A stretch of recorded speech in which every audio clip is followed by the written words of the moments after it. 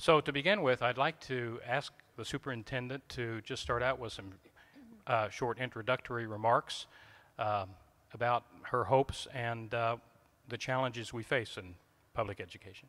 All right, well, thank you so much. I appreciate the opportunity. Thank you all for coming. I think this is a wonderful focus on education, and I'm glad to be a part of the conversation with you. As we step forward, it's only been 8 weeks since Inauguration Day, and actually I think we've really been able to accomplish a few things already that will produce increased time on instruction. That's really what I'm focusing on, as well as a way that we can highlight the crisis that we are in with our teacher shortage. So there have been a number of things that we've started to focus on, and we are recognizing that we need to have leadership that will be collaborative and inclusive. That's part of why I ran. That's important to me. We're still in a period of transition, but I want to hear from you, and I'm glad I had a chance to meet many of you who are seated here tonight with us. Thanks for giving up your time. I'll learn a lot, even from the questions, but being in the schools and being with community stakeholders like tonight provide for me the kind of input and perspective that is important, I think, as we move forward to solve really immediate needs and lingering challenges in Oklahoma education. But I thank you for the opportunity. Superintendent, I'd like to ask, Oklahoma has never really been a big funder of education. Last year, in fact, we took a look at teacher salaries going back for decades. In 1969, 1970, we ranked 46th. Now we rank 49th. I think it's similar for just general per pupil spending. So whether it's Democrats or Republicans in power, it doesn't seem like Oklahomans or Oklahoma leadership seems to really value education. And if that's the case, why? I do think we value education. So if you look at the amount of our total budget for appropriated funds, it is a significant percentage. But we must keep it at the forefront, and I think we have to have a conversation about how we set our priorities, what we do with the hard-earned taxpayer dollars that we are entrusted with by the legislature, and then focus on results for students. But I definitely think that we cannot ignore the fact that we have only 2 states that pay their teachers less than Oklahoma. That's Mississippi and South Dakota. That's really a question then that puts to rest the idea of, well, what about cost of living adjustments and where we are right now? There's just 2 states lower. And if you are in Oklahoma teaching with PhD, 25 years experience, you can actually make more money at a fast food restaurant like Chipotle in only 3 years. So we're at a place that we cannot ignore the crisis, but our teacher shortage is just not about money, but it is the significant amount of the funds that we have dedicated for education, which go directly to the classroom, and that means teachers. We're facing a budget shortfall of about $600 million, and I think everyone has the question, where are we going to get the money for the funding that you're asking for the next fiscal year? And we do. We have a historic shortfall of $611 million. So I recognize that. I'm on the Board of Equalization. I had to certify that number as well. It came out last week, actually, I think it was. Maybe the week before. Everything's kind of running together right now. But we are going to need to modify what we have requested. And so if I could just kind of jump in with something that we're proposing, and I still stand by this proposal regardless of a budget shortfall, because the need isn't going to change. We have students. We owe it to our youngest generation to have vibrant professionals in the classroom. We know that it is the classroom teacher who is the most important person in the schoolhouse in affecting student achievement. So that is why this is so important. And when we are going to propose an 8-year plan, which I'm wanting to do, The first part of that is going to be ensuring that we have an effective and highly motivated teacher that will stay in Oklahoma. But if we're going to do that, then I'm proposing a plan to lift us out of the bottom of many of these lists that we find ourselves in. And if we're going to lift out of the bottom quartile, we're going to have to change the behaviors and the practices and the policies that got us there. So part of that is making hard choices even in difficult times. I'm proposing that we increase our days of instruction to reach the national average, which would be 5 additional days of instruction, plus $4,000 across the board pay increase and $1,300 to cover those 5 new days in 5 years. So we're kind of phasing that in. We're calling that 5 days, $5,000 in 5 years, or you could say more precisely, hashtag OK High Five. But what that's going to do is reach more of a regional average in our teacher compensation. And that is what it's going to take to really attract and retain top talent, because we're losing teachers to other states, other industries, and it's not just Texas that we're competing with, now it's Chipotle. Oklahoma, I think, is seen as an underperformer in education. We're below the national average in the nation's report card tests. We have a large achievement gap, like many other states. So critics would say we have been investing in education, more money over years, many years, and it's not working. Why should we spend more money on education now? Isn't it just throwing good money after bad? That's a logical question, and it's one that I understand where that comes from. But what I will tell you is, as I have spent 92,000 miles in Oklahoma driving across the state, over the last year and a half, what I've seen is a lot of effort, a lot of work, good work. But what you see is an inability to get traction.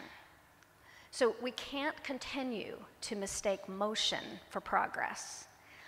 But there are factors that really are preventing our schools, our teachers, from gaining the kind of traction that we need. The talent is there, and we sadly are losing some of that talent because of things like our teacher compensation and the attractiveness of other states around us.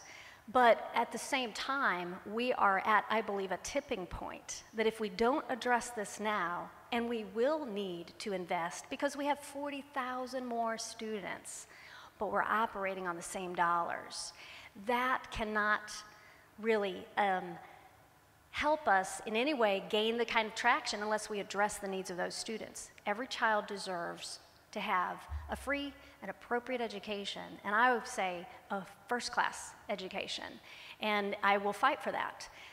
If I'm not the advocate, who will be? I should be. I'm not going away, and I'm going to continue to ask our leaders in the legislature for bold leadership. But I also have an obligation to look at our entire Common Ed budget and find something to contribute to solve this, where we would set something aside to make way for a portion of that teacher pay increase.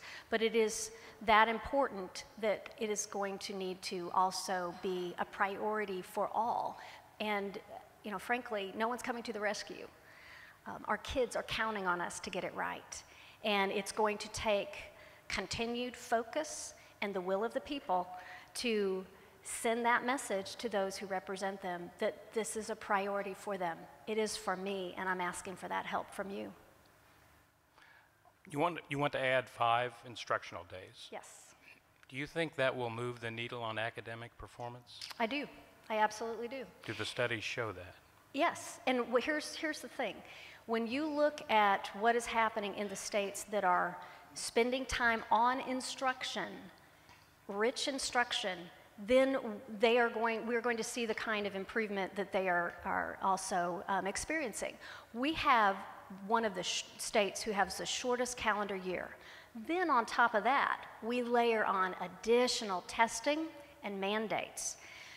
So when we can find relief from those kinds of mandates that are really just red tape, you know, frankly, every mandate we pass at the legislative level will ultimately make its way and land on the desk of a teacher. So this is a complex thing when we talk about losing teachers, because as I said before, it's not just about pay. Every position or profession or occupation has two things. They have job compensation, and they also have job satisfaction. In Oklahoma, both are low in teaching. So when that happens, we're in trouble. And if we don't start addressing that in multiple ways, we're not going to see the kind of traction. And part of that ability for our teachers to stay in the profession is let them teach. We're not doing that as much as we could, and that's why it's important to add more instruction time. Teachers want to do what they were trained to do. We need to set high expectations, but then I believe government needs to get out of the way and let teachers teach.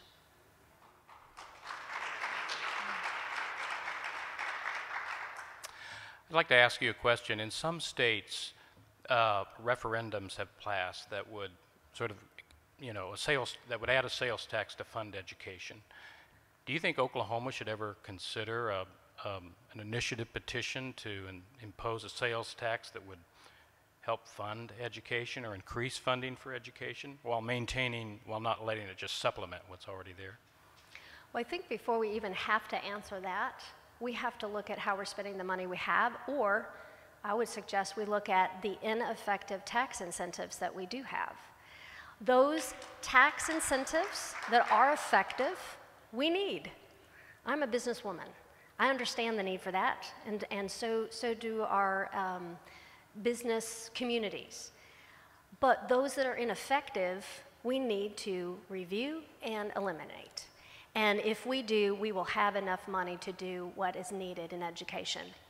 We're talking about hundreds of millions of dollars that we leave on the table in ineffective tax incentives. So I'm not asking to do anything with those things that work, but I am asking that we review. And that is what I'm talking about when I ask for bold leadership. I'd like to ask about, there's been a rollback of education reforms. A dilution of the third grade requirement, Common Core, of course. Many of the things that were sort of set in place in Florida. Do you think we're rolling back too many of those reforms, or how far should we step that back? Okay, I'm going to argue with you here, because I don't think we've rolled back. Here's what I would say. So, reform doesn't happen just because we pass a law or adopt a policy. Reform happens when people come together to do the hard work of implementing that reform. That takes working together, inclusive and collaborative leadership. That's where we have failed in Oklahoma. That is why I ran. We needed new leadership because of failed leadership. That's it. It's going to take working together, setting aside differences, recognizing we're not going to always agree on every fine point. But what we do agree on is that the children of Oklahoma deserve to have a competitive education, one that prepares them for their next steps in learning. So when we talk about different reforms, so, you know, I'm happy to take those individually. But for instance, the RSA, that's the Reading Sufficiency Act, and there are some that have portrayed that in the press that has been watered down. I would argue that if you count the success of that current legislation that includes a committee of people who know a student best, I believe in the idea that those closest to the problem have the best hope of solving it. And in education, I believe that means those closest to the student have the best hope of serving that student as an individual in the most appropriate and effective way if they know them, if they've known them all year, if they also know what is required of the next year. So that's why a committee of people who are involved in that education of that child, teacher in third grade, the fourth grade teacher, a reading specialist, the principal, the parent. We must always keep parents engaged and not shut them out. But those who would judge the success of that bill by the number of students retained, then it is successful, because this past year, with those parent committee and in place, there were more students retained than ever before in Oklahoma history. I'd like to jump to letter grades. There's no controversy around the subject at all, but Not at all. you've described them as a kind of funhouse mirror Yes. right now. So I would want to ask, what kind of rating system or assessment would you want that parents could understand? I mean, after all, we give children letter grades, right? Absolutely. And children are given a report card that measures many different topics. And that's basically what I would be calling for. It is the idea right now that we are using a letter grade as a single indicator to measure a school. Well, if we were to give Oklahoma a grade right now, well, we would be asking, well, what are we grading? Is it economic development? Is it entrepreneurial opportunity, health and wellness, cost of living, education opportunities, infrastructure? There's many different categories. Each deserve its own grade. It's when you try to weight it in such a way that you have a composite score at the end that makes the statistics of that highly volatile. So what we have right now is unreliable, it's invalid, and it's not useful. So instead of being a mirror that reflects back accurate information, which our communities deserve, our schools should be able to, provide, and they should also be able to gain information that is instructive for them as well. Instead, what we have is like that carnival funhouse mirror that's wavy. There's a distortion to it. So it is not useful, meaningful, or reliable. My request is that we mend it, don't end it. But we do need to have accountability and transparency. And I don't mind if it's called A through F. It's just that it needs to work. And it needs to measure what schools do. And it's complex. And we can't have a bumper sticker solution on something so very complex and important. Is there any process underway now to change that system? Yes, actually there is. We have entered into a partnership with our state's two research universities, OU and OSU, to work with experts all across the country through those two universities to really lead and have a national model on school accountability that I believe we would like to have prepared for next year's legislation. But this is not, in my mind, the year.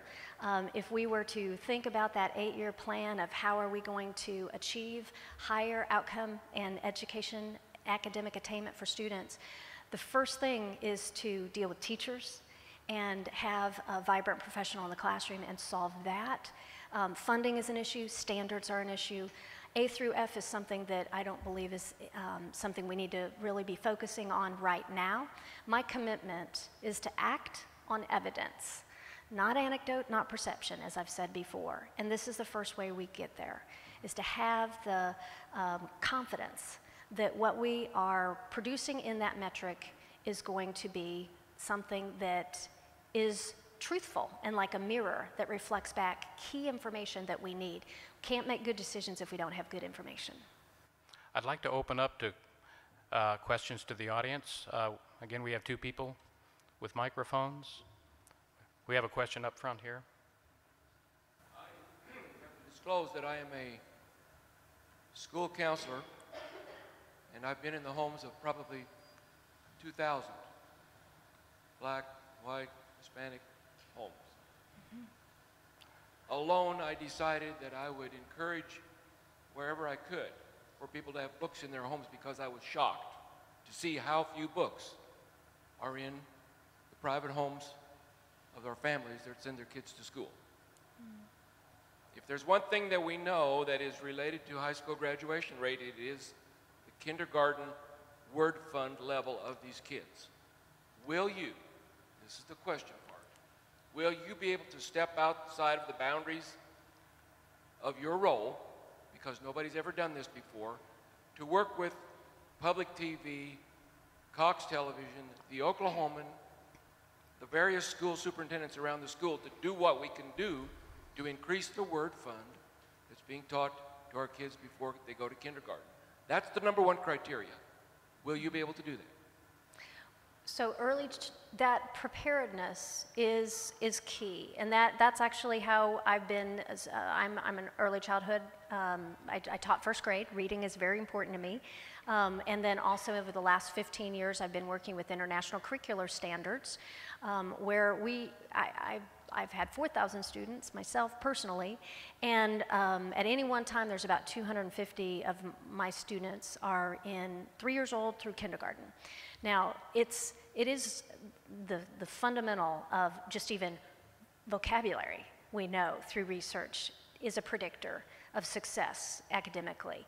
And it is important that we have, I think, a paradigm shift of what we even refer to as parent engagement. Sometimes I think there are those who think parent engagement means we drop off for guitar lessons, we drop off for, tutoring session over here, but it is so much more than that. And I think that you're correct, where we don't have that need being met in the community, in the home, our churches, our religious institutions, our communities at the schools have to step in and provide what's needed. Our kids can't wait when their parent is incarcerated, absent due to mental illness or struggles physically. And it is something that is a great concern for me. I am very interested in working with those philanthropic organizations that recognize that that early intervention is key. And where we don't have the funds, we want to partner with people who have the passion and are willing to work and rally and volunteer and help. But that is key. I'm with you on that. Question in the back? Speaking of accountability, I'd like to ask, what can we look forward to from the State Department of Education in terms of accountability for grants that the department lets out across the state? Will you be looking to see if, in fact, you're getting the results that you expect from those grants once they're put out there? Very good. I do know that there have recently been a competitive grant process that has asked for research-proven grants to be given to programs that are research-based. So I know that there is definitely an awareness that this is something that is a responsibility of the State Board of Education through the State Department of Ed. And also, in terms of the use and partnership in a way, or working in a cooperative way with those philanthropic organizations, I certainly think that is definitely something that I'm interested in and want to continue. That's kind of the spirit of volunteerism is strong in Oklahoma, and we have a number of stakeholder groups that want to be a part of the work as well as the support. So I certainly hope that if you find that is not happening, would you please let me know so that we can address those needs that I may not be aware of. Okay, does that answer your question? Not sure. Okay. Another question in back?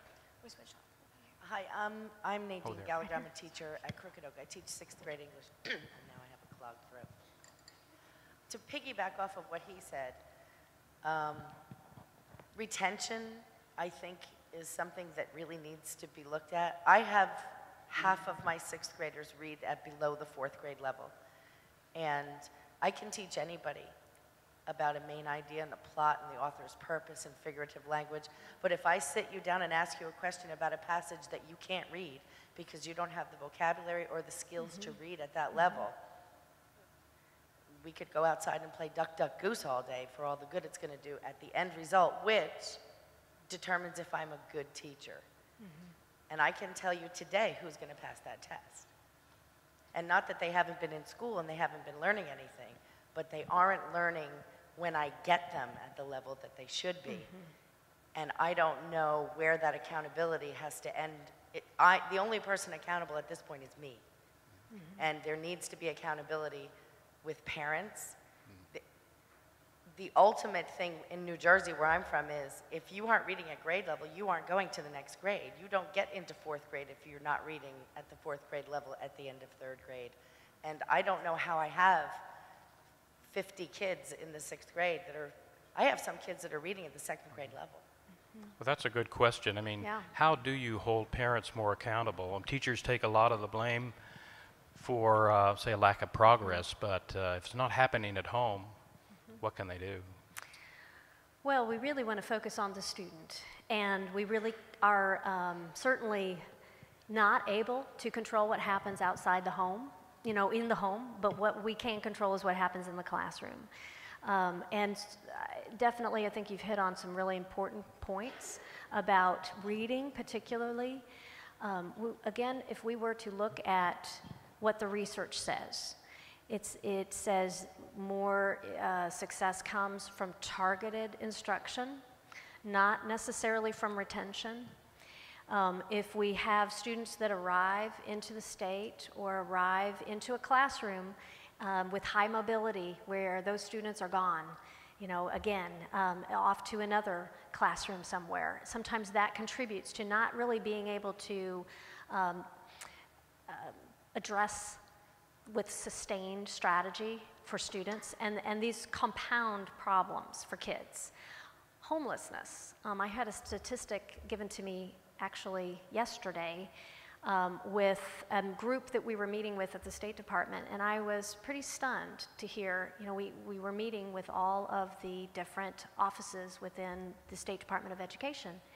And just to give you this, maybe it won't affect you the way it did me, but it was stunning, that we have 23,000 homeless students in Oklahoma that we know of, that we document and have to report. So this is stunning when you think about this teacher in 6th grade now, who is on the receiving end of children who have had gaps, and their needs have not been addressed for a whole host of reasons. And part of the frustration for some teachers is that now it feels that there is a disincentive for our best teachers to be working with our most at-risk population because of how the system of evaluation is set up. I'm committed to having professional development, continuous improvement model, and also with our teachers, we want them to be able to have good information so that they can see the growth that has occurred in their classroom. But it does need to be oriented toward professional development and growth, not punitive consequences. Now, that doesn't mean that we shouldn't always have teeth in things that are framework for evaluation, certainly. But recognizing in that particular situation that you're describing in your own classroom, if we will, it takes funds to do what is required for kids that have high need. And targeting their reading at whatever grade they are in has to be addressed, not just stopping the reading instruction at 2nd grade or at 1st grade. And then what drives this is that we shift to language arts in 3rd, where we shift because of tests that are going to really dictate what then the emphasis and focus will be. And the higher the stakes are for those tests, it pushes to the periphery other important instruction that makes for a well-rounded education. So we keep compounding the problem as we layer on mandate after mandate after mandate with testing particularly. And if we look at how we are spending our time and focus on increased time on instruction and less time testing, we're going to be able to address those kinds of needs. And also then articulating what is actually happening through the eyes of a teacher so that we can go back to the Capitol and explain what the need is and then insist on what we must have to meet the needs of students. But they don't all start at the starting line in the same place. And it is more expensive to teach a student who has complex needs. And that is what is faced in many of our urban settings as well as rural schools, where poverty is a factor. Question at the table up there. What I haven't heard the state address is prevention. There's not many of us that don't practice preventive medicine. We get our blood screenings, we go in for our annual physicals.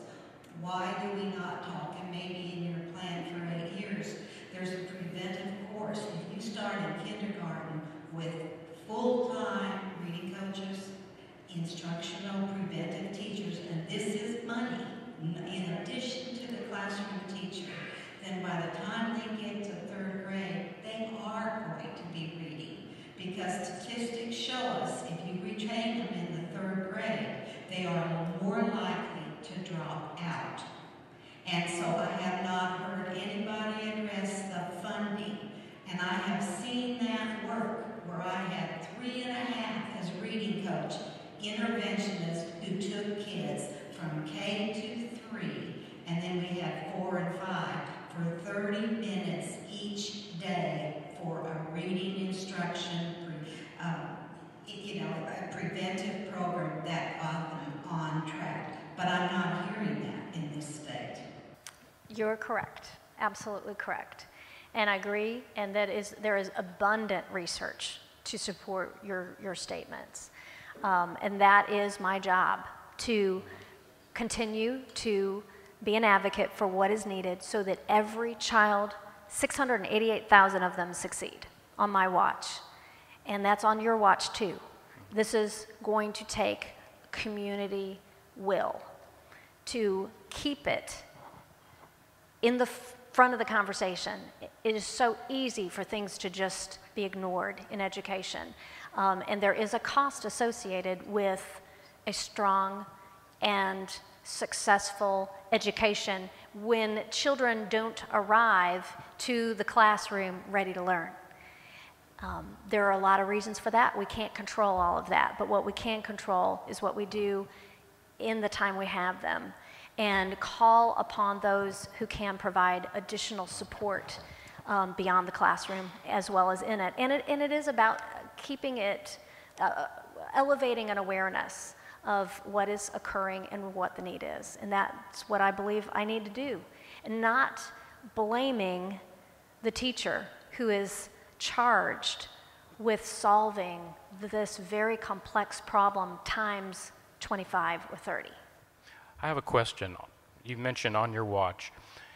In the years that you'll be superintendent, do you have any specific measures that you could point to that you think will improve if the legislature and others follow your guidance? I mean, we can look at improved NAEP scores, better graduation rates. How can we measure your success? Well, we've set goals, and we've set those with, actually with the governor's office. We set a graduation rate that we want to see improve. Our graduation rate is too low. Our remediation rate is too high. We must have solutions that are going to accomplish change. It's about results for kids. We can't continue doing things the same way and expect a different outcome. And part of that has to do with how we prioritize. But it also has to do with how we're spending the money that we have. So if I could just tell you how I'm going to change this, okay? Okay. If we will look at the tests that we are giving right now, and there are 7 end of instruction exams that are part of ACE legislation that was passed in 2005. Now, the ACE law is good. It is about having more mathematics, in the high school curriculum so that there's higher standards for graduation. But what it did was, now we've had 9 to 10 years of the test that was prescribed, an end of instruction exam. 7 of them are required for graduation. Those tests are not looked at ever by colleges, universities, or career technology centers for admission. There's no value after you graduate. They cost $7 million a year. If we shifted to something like ACT or ACT itself. We are an ACT state.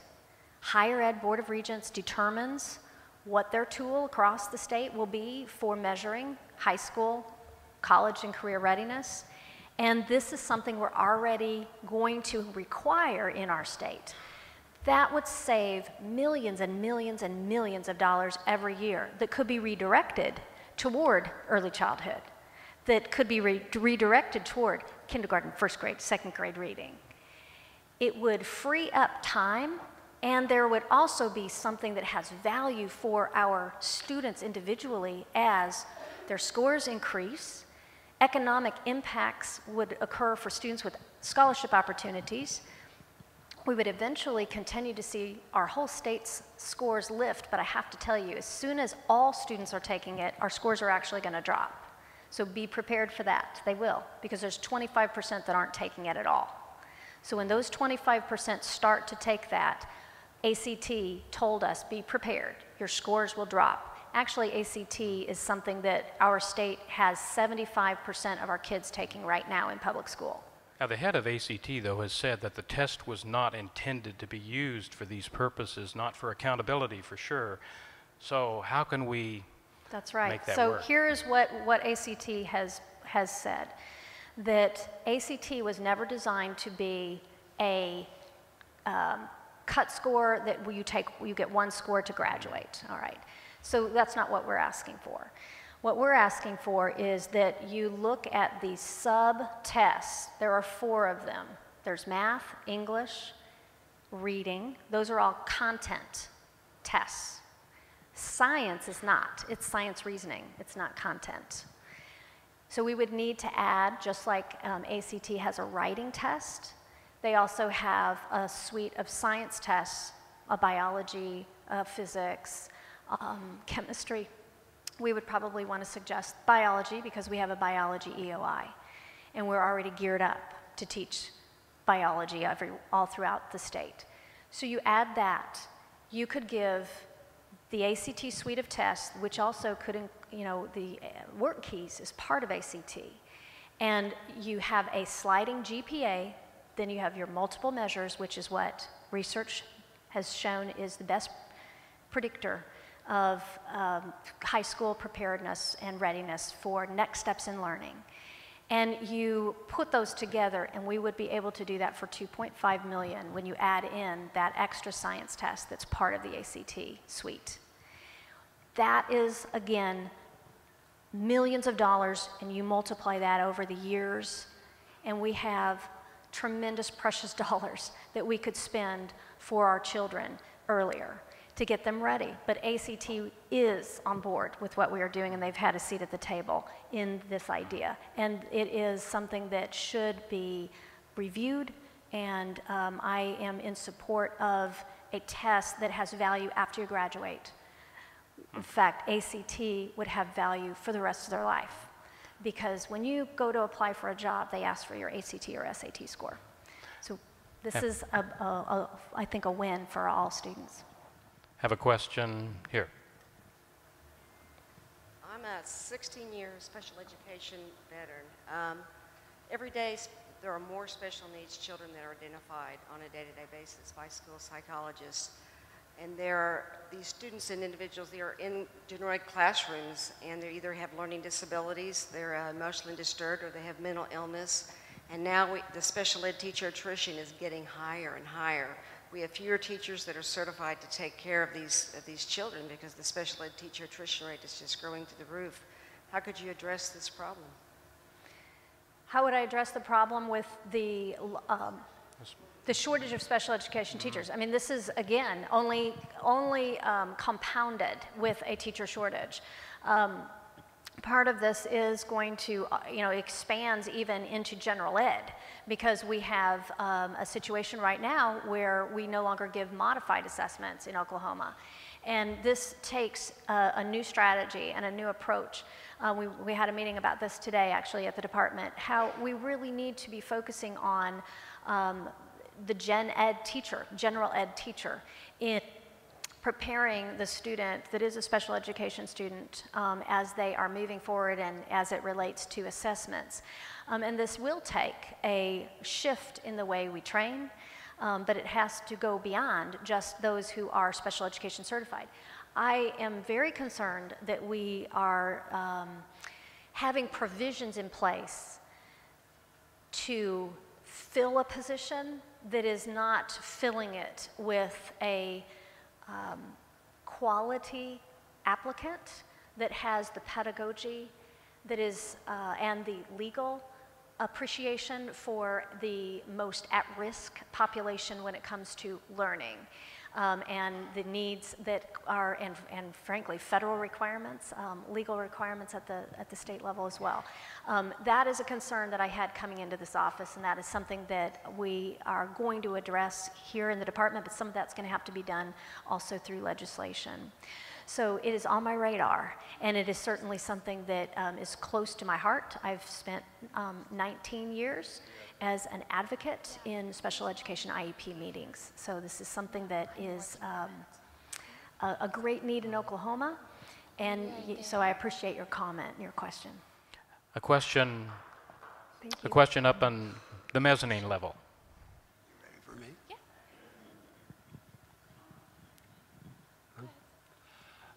I'd like to revisit the A through F schools judging system. In all due respect, Madam Superintendent, I think this is a huge waste of money in the state, and it's so disgrading to schools who get low remarks. And to the community, everybody in the community knows what schools are good and what schools struggle. We don't need a PhD to tell us this. We need support for these schools.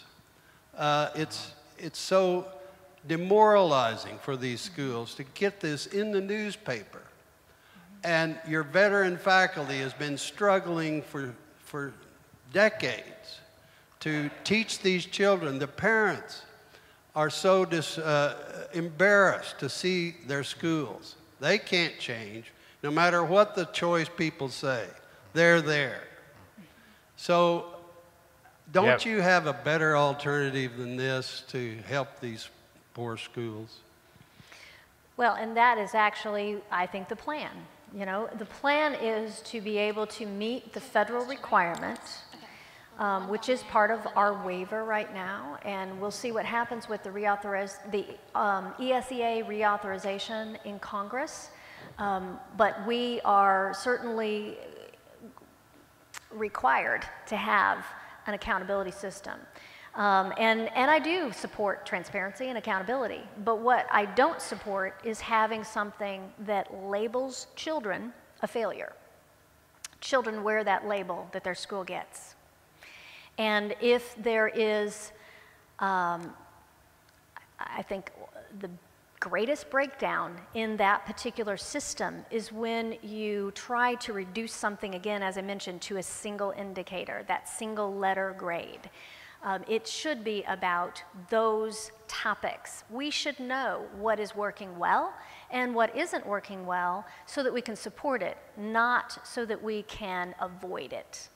Because at the end of the day, I am the State Superintendent of Public Instruction, and it is my job and my hope and my goal to focus my attention on the school, the public school around the corner, so that it's a top choice, so that no one feels the need to flee or leave because of misinformation or because they don't feel safe. But I believe we have great things happening in our schools. And if you look at the study that was done by the researchers at OU and OSU, you would find that actually those students that are in an A and B school that are in the subgroups are actually, their progress is masked by the current system. And the A through F system that is required by the federal government through accountability for the subgroups is actually designed to highlight that particular growth of different populations. And if that is being masked by what we are using right now in Oklahoma, then there's something wrong. And it is, again, something that even Ed Trust has recently seen research that supports and validates the research of OU and OSU. So this is a national problem of those states that use A through F. So I would say this is an opportunity for us to actually lead and have a system that informs but is not misleading.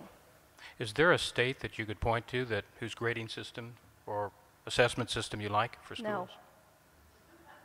No, doesn't Doesn't that seem to suggest you because just there's only, don't I want think, one? 11 states that are doing this, 10 maybe. And so we are at a point where we can actually lead and develop a national model for other states to point to. I'd like to jump just quickly to one other Sure. a bill before the legislature, and that is education savings accounts. You've expressed support for the Henry Scholarship, as I recall. Is that correct? Well, the Lindsay Nicole Henry is for those children who have special education needs that their parents do not find the service that they need in their school. But that has been supported by school choice of forces. So this is another measure that they also support, which is the savings accounts, which have been put in place in some other states. What do you think of those? Are you in favor or opposed to that bill? You know, first of all, number one, always want to stand with parents to be able to make the decision for their own kids. Because I think that it is parents who know what their children need, and it may be different within their own family. There may be some who are in public, private, homeschool. Frankly, I think that, again, my focus, as I just said, is on the school, the public school around the corner, supporting it, building capacity, school capacity at the State Department of Education so that it can be a top choice. But I am for what works, what is research and evidence-based, what works for Oklahoma kids. I'm not going to say that there's only one way. We can talk about homeschooling. I mean, homeschooling, in my mind, is the most pure expression of local control. But that doesn't mean that homeschooling is right for every family. And so I don't think that there is one right way. I will be very concerned if we erode public education. Question here. Hi, I'm Wes Fryer. I'm a grade 4 and 5 STEM teacher. I know you've been to some ed camps in the last year with Oklahoma teachers. I wonder if you could just share some of the things you've learned from Oklahoma teachers and talk a little bit about professional development. Great. Well, I was introduced to Ed Camp, which is, if you're on Twitter, it's hashtag EdCamp, and then OKC is the next one coming up. And it was, in fact, we had to cancel due to the weather last week, and it's rescheduled for this Saturday at Southmore High School. 450 teachers, school leaders, superintendents, some parents, some people from the State Department of Education, I'm going, all coming together on a Saturday. They're not being paid. There's no cost, and it's from 8:30, I think, until 3:30, something like this. And it is professional development, and it's coming together as a community and taking on the task of continuous improvement as professionals and collaborating. And this is something that Oklahoma has been leading in, and I was introduced to it while actually I was on the campaign trail back a year ago, February. And I've gone, I think, to 6 of them all over the state. And it is really a new ed tech direction for our state, for our teachers, for our professionals that is catching on across the state. And I think that this is an example of how we have energized, vibrant professionals in our teaching ranks and in our school leadership pool and throughout the state in schools. And this is exciting to be a part of. I have learned a lot. I have learned a lot by listening, by attending. In fact, I attended one where I was filling out the little sheet of paper and I just forgot what I was doing. I just thought it was a kind of, what do you hope to get out of today? And I said, listening to teachers. And then next thing I knew, I was giving a session called Listening for Teachers. And I didn't realize that that was the form you turn in to do your own session. And that's kind of how it works. It's called an unconference. But this is something that is really organic, and it's an exciting and open forum for all of Oklahoma to participate in. But I think that when I attend there, I have great hope. I come away with great hope for what we can accomplish in Oklahoma, because I have seen the best, and they are working for their kids on their day off on Saturday and traveling from all over the state to join together, and it's a good thing. Question in the back? There's a question right here, too. Oh, okay. First of all, Joy, I want to say thank you very much for asking us to collaborate with you. Thank I you. think that's a great Thank you. step forward. I'm here as a retired educator, recently retired educator, and have a great amount of knowledge about what goes on in the schools. I happen to have retired from the urban setting, but the problem that exists is statewide, it's nationwide. A lot of the things in society today have changed our parental preparation with children. So I volunteer with Smart Start Central Oklahoma, and we are about helping parents learn how to get their children prepared for school. Yes. And so my feeling is that if we cannot do something to help bring our parents in with the children birth to 5 before they start to school, to help them learn how to prepare their child, we're always going to be behind. We all know brain research tells us that what they learn those first 5 years are the most important. So teachers are always behind they're always behind. They're trying to catch up with their children. And so we need to be in a position where we can help children, help parents help children. Because we can't change the societal issues until we reach deep down and help those parents prepare their kids to be ready for school. And so while we have a lot of money going into the testing, into professional development for teachers, teachers can gain a wealth of knowledge, but it can't help them with the child that comes in 3 years behind where they should be. Sir, is your question about what we can do, or what can the we superintendent? do?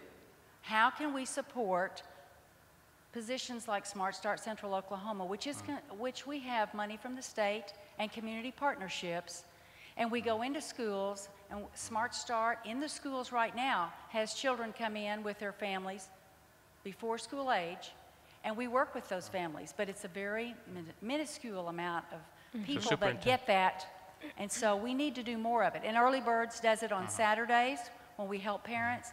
But until we get to the parents and give them a voice and help them understand the needs, we can't go forward in the schools. Thank you. Very good. And you know, we also do another thing that hasn't been mentioned today, but really just dovetails with the comments that you made.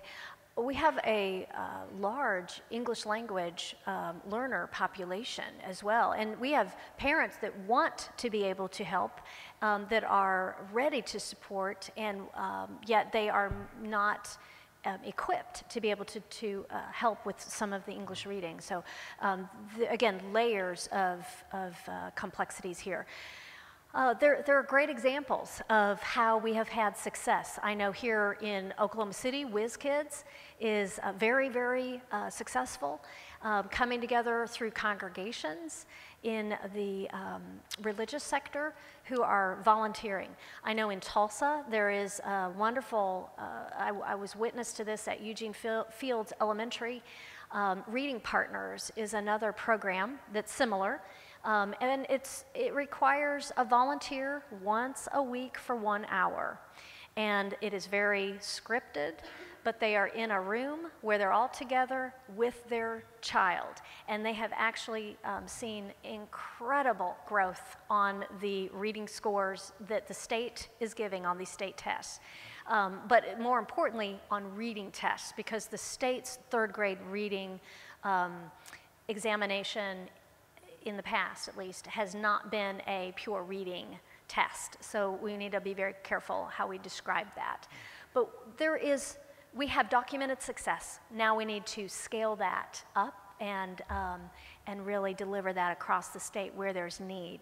But we have, you know, Oklahoma is known for responding in crisis. We are at our best when we are faced with huge obstacles that would shake the core of another state. We roll up our sleeves, we come together, and we do what must be done. And we need to have that approach right now in education. And that's what I believe right now we sit poised, ready for that kind of continued momentum and progress. Again, back to traction. Let's get the traction and get the motion moving in a direction where we actually move the needle and see the changes in our graduation rates and our remediation rates that demonstrate the success. We can move out of the bottom quartile. Part of it starts with high standards. But again, you can have the highest standards in the world, but if you don't have the teachers to teach them, what good are they? I'm sorry, a woman here has been raising her hand repeatedly, and I'd like to get her question in. I'm persistent. I've been in education for over 40 years, and I visit a lot with teachers and principals and superintendents and so forth. I often ask these individuals what they find to be the challenge of teachers coming into the teaching career out of the universities and into the schools. And my background is special education. There are two things that are offered as being consistent and persistent answers, and those being that teachers come from the university programs ill-prepared to know how to literally know how to teach reading using proper scientific methodology, and they also come from the universities not having any knowledge about classroom management and behavior management of children. And when we have these children coming from households where their vocabulary, as we've been speaking all evening, that these children do not have manners, they don't have language, they don't have civil behavior, and teachers are expected to take these little children and magically wave a wand over them and be able to get them to be happy in school and behave properly. And this isn't just with the 4-year-olds and 5-year-olds. This goes up through all grades, and especially when you have a 35% mobility rate of children from one school to another. So what do you suggest we do about the message that I continually receive that the teachers are not prepared to know how to teach reading, and and they also are not prepared to know how to manage the children in the classroom? Well, thank you for that question and highlighting that need. One thing that I'm excited about, when you are state superintendent, there's some constitutional commitments and certain boards that you're on. One of them is to be a regent on the Russo board, which is our regional universities, which began as teaching colleges.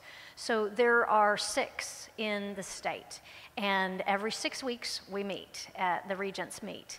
I am really excited to attend those. My most recent, the past administration didn't as often, and I want to participate in one, addressing what you talked about with classroom management, explicit phonics instruction and the ability to deliver that to students, but I think we have to have a larger discussion about our teacher college and preparation system.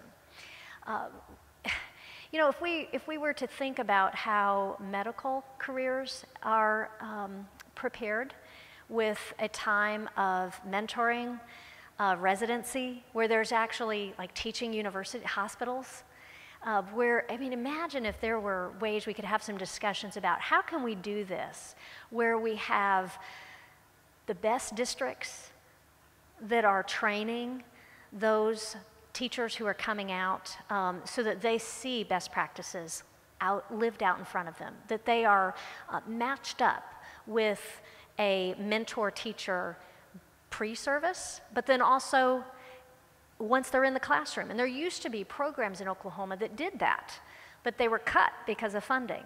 So what we really have done is graduated students with the information they need to know, and then, and you hope they know, and then just turn them loose, and they get snatched up immediately in other states. We're investing in Oklahoma students in higher ed, but then we export that investment to the surrounding states who are attracting the best and the brightest. And they don't have roots yet in Oklahoma, so there's not an incentive to stay oftentimes. And this is what we're competing against. So it again is complex, but I think we have to approach it from multiple angles and address our teacher pipeline with the preparedness, but also then the supports that we provide with professional development once we have them as a professional in Oklahoma. And that's a whole nother issue. When we look at the states around us, I understand Arkansas has a phenomenal professional development program for their teachers. We are really short on that in Oklahoma as well. So classroom management is key. Part of this is a cultural issue that has, frankly, you know, the breakdown of the home is something that the consequences of that we are living with in the classroom today. Question here. Hello, my name is Michael Luchuk. I'm a former teacher at an independent school here in the city. Okay. Having taught there, I saw firsthand some of the advantages those kids have, both in my students and in my 2 children who attended that school. Next year, I'm turning those children over to you for 9th grade in the public school system. Okay. We're very excited about that. But my question is, in that independent school, what I felt the crown jewel of that school was its AP program. Mm-hmm. Where do you stand on the teaching of AP courses in the public school system? I absolutely support it. We need to be expanding opportunities for students to be ready for college, and by bringing an elective course like AP, that school boards, elected school board members choose. That is their decision. It's also an elective for parents to decide if they want their children to be a part of it. But my goodness, to have the opportunity to take college work while you're in high school and then receive through a score of 3, 4, or 5 on that assessment, the savings of thousands of dollars in the ability to not have to take those core classes that are required for your first couple of years, I think that's a great thing. We have a serious remediation rate issue that we've got to address. Our remediation rate is high. Part of what will change that is if we introduce more rigorous coursework that is at a college level, and AP delivers that. So much of the I think issue here that we have to kind of remind everyone about when we talk about this is that it is elective, and any opportunity we have to expand those elective options, I'm supporting that, but I trust local elected school boards and parents to make that decision for their own family. We'll take one final question. Hi, thank you so much for coming. So I work in Oklahoma City Public Schools, so that's a little bit of my context, but one thing I haven't really heard, I've heard a lot, and I work with teachers, professional development, and working with families and communities. And one thing I think is really important that we haven't really talked about is systemic inequities that fall along racial and class lines, and how we can actually begin to talk about that, and thinking about historical injustice, historical systemic inequities that have happened. How can we start to set up, or how do you plan to set up structures that create more actual just equality for all types of students, all types of learners, all types of families? And then also, how can we train and support teachers to be able to create equality within their classrooms as well? That's great. Well, we're right in the midst of doing our teacher equity report for the federal government, which is due in June. And so this is certainly at the forefront of our mind at the department. And it is an issue that we cannot ignore. Part of it starts with having good information. Back to A through F and that system, It is masking the performance of students that are in minority population or high risk or poverty or ELL in the A or B school. And so that's a problem if we have a system, a framework that is masking their growth and performance. That is something we would never have discovered had it not been for research. And that is why I want to continue to have an open door for study and research and provide transparent information so that others can also study. Like, our graduation rate, that's hard to find in Oklahoma. I had someone who was moving into the state said, I'm trying to find the state's graduation rate and I can't find it. Well, part of the reason that's difficult is we have a system that's having to be modified in how that's calculated and how that information is delivered.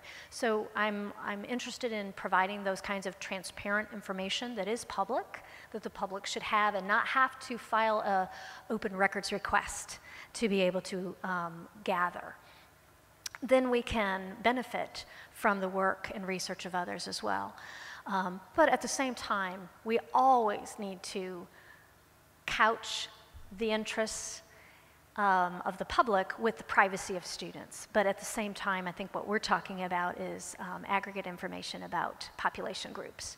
And, I would like to have more of a conversation if you have ideas, if you have experience or work in that area that you could maybe contribute. I would love to expand that conversation with you. I want to partner with those who share a passion that all students, regardless of where they live and regardless of what school they attend, should be able to have the very best education. And it should be the same opportunity for all, recognizing that they don't all start at the starting line on the first day of school at the same place, and that we must provide the supports for every child to achieve, and that is our responsibility and obligation. And I am pleased to represent every child, 688,000 of them. They are all important and they all deserve a first-class education. Superintendent, thank you for joining us. Thank you very much. A hand. Thank you. Thank you.